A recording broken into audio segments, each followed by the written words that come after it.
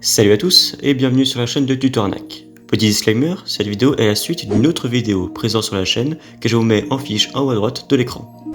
Sur ce, nous pouvons continuer l'histoire incroyable de l'animation japonaise. Si nous avons vu la dernière fois que le bon côté des choses, nous allons vite comprendre qu'il y a eu un souci avec l'animation japonaise. Faire de l'animation, ça coûte cher. Nous sommes dans les années 60 et 70 et Disney est déjà bien implanté dans le monde. Même au Japon, le studio Mushi Productions va donc inventer une technique pour faire de l'animation, peu coûteuse, que l'on nomme la Limited Animation. L'animation limitée est une technique de dessin animé qui, pour une raison financière ou artistique, réduit au minimum le nombre de mouvements des personnages, utilise peu de décors et use souvent d'un nombre restreint d'images par seconde. L'économie en résulte provient également de la stylisation poussée des éléments dessinés. Ceci étant réduit à leur plus simple expression, elle est complétée par une certaine immobilité des personnages. Lorsqu'ils s'expriment, le corps est souvent fixe, seuls les yeux et la bouche s'animent. La Limited Animation japonaise est en concurrence directe avec la Full Animation de Disney. Là où l'animation limitée fait parfois moins de 8 dessins par seconde, Disney proposait des animés avec une fluidité allant de 12 à 24 dessins par seconde. Ceci eut pour effet que derrière le succès éphémère, même le public japonais de l'époque préférait consommer des productions américaines que les animés japonais. En 1973, à peine plus de 10 ans après sa création, le studio Mushi Productions créé par Tezuka ferme ses portes. Au cours des années 1970, le marché japonais du film s'écroule face à la concurrence de la télévision. La Toei arrête progressivement la production de comédies musicales somptueuses inspirées de Disney pour se consacrer à la production de séries télévisées.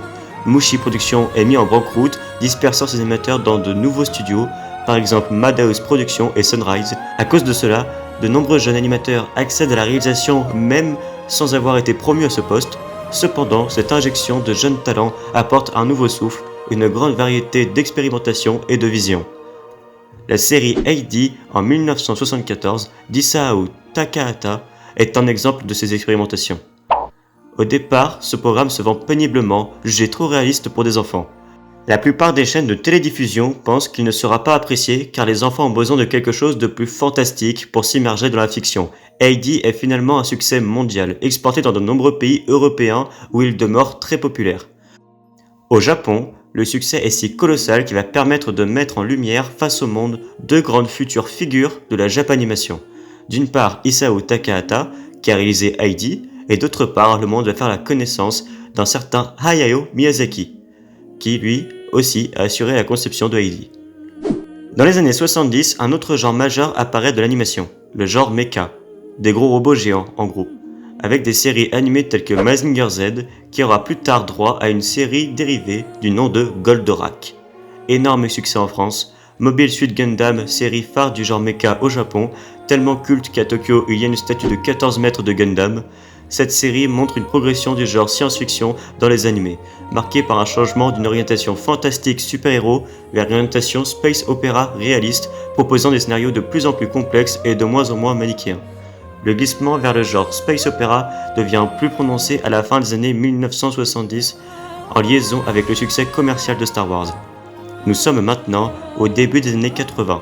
La crise qui a frappé l'industrie de l'animation durant les années 70 est passée. L'animation japonaise rencontre son public au sein de son territoire. Il va maintenant falloir conquérir le monde. La Japanimation va connaître sa meilleure période, le boom des années 80, plus connu sous le nom de l'âge d'or des animés, que nous verrons dans l'épisode 3. Alors abonnez-vous à notre chaîne pour être sûr de ne rien manquer de nos futures vidéos. Allez, salut!